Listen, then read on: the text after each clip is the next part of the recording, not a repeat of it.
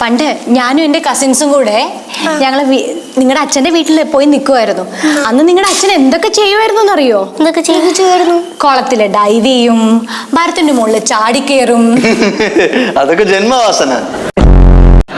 അന്ന് നിങ്ങളുടെ അച്ഛൻ നല്ലൊരു ഹീറോ ആയിരുന്നു. ഇപ്പൊ സീറോ ആയി. ആന്റി ആയിരുന്നെങ്കിലോ ഞങ്ങളുടെ അമ്മ വായിക്ക് വെച്ചിട്ട് വല്ല കഴിക്കാമായിരുന്നു. ആന്റി അച്ഛനെ കല്യാണം കഴിക്കാൻ ഇനി വല്ല വൈകുണ്ടോ? ഇടി എടാ പൊട്ടാ, എന്റെ ശവം കത്തിക്കണ്ട, കുഴിച്ചിട്ടാ മതി.